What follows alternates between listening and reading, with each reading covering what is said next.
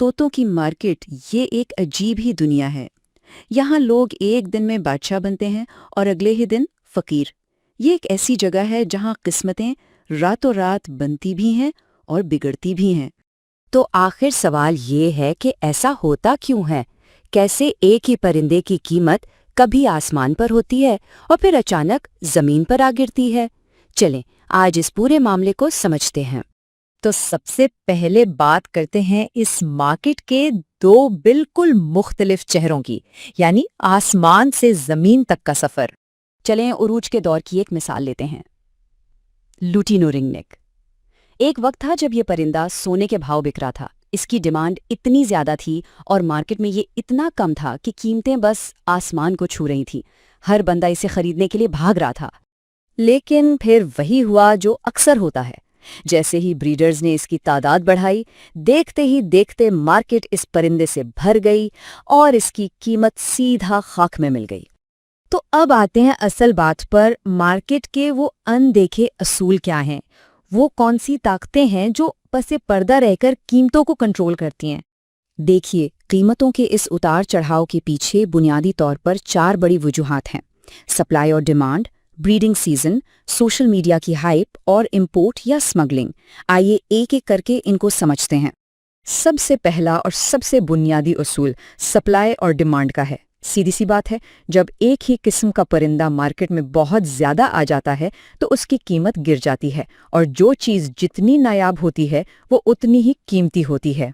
फिर आता है ब्रीडिंग सीजन का असर। सीजन के आखिर में क्या होता है? मार्केट बच्चों से भर जाती है। हर कोई अपना माल जल्दी बेचना चाहता है, जिसकी वजह से कीमतें बिल्कुल जमीन पर आ लगती हैं। इसके बरक्स ऑफ सीजन में बच्चे कम होते हैं तो कीमतें खुद ब खुद ऊपर चली जाती हैं। और फिर आता है सोशल मीडिया का दौर। किसी यूट्यूबर का सिर्फ एक जुमला के भाई इस नस्ल में बहुत मुनाफा है, पूरी मार्केट में जैसे आग लगा देता है और दर्जनों नए लोग इस काम में कूद पड़ते हैं।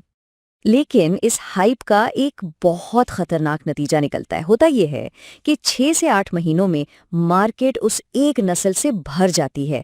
सप्लाई डिमांड से कहीं ज्यादा हो जाती है और कीमतें एकदम से क्रैश कर जाती हैं। और जानते हैं असल नुकसान किसका होता है? उन संजीदा पुराने ब्रीडर्स का जो लंबे अरसे से इस फील्ड में काम कर रहे थे। एक और बहुत बड़ा फैक्टर है गैर कानूनी इंपोर्ट और स्मगलिंग। जब अचानक बाहर से सस्ते परिंदे बहुत बड़ी तादाद में मार्केट में फेंक दिए जाते हैं तो ये मकामी ब्रीडर्स की पूरी मार्केट को एक ही झटके में तबाह कर देते हैं। तो ये तो हो गए बैरूनी अवामिल। अब जरा बात करते हैं उन फैसलों की जो एक ब्रीडर खुद करता है, यानी ब्रीडर की सबसे बड़ी गलती क्या होती है। ज्यादातर नुकसानात की वजह एक ही जैसी गलतियां होती हैं।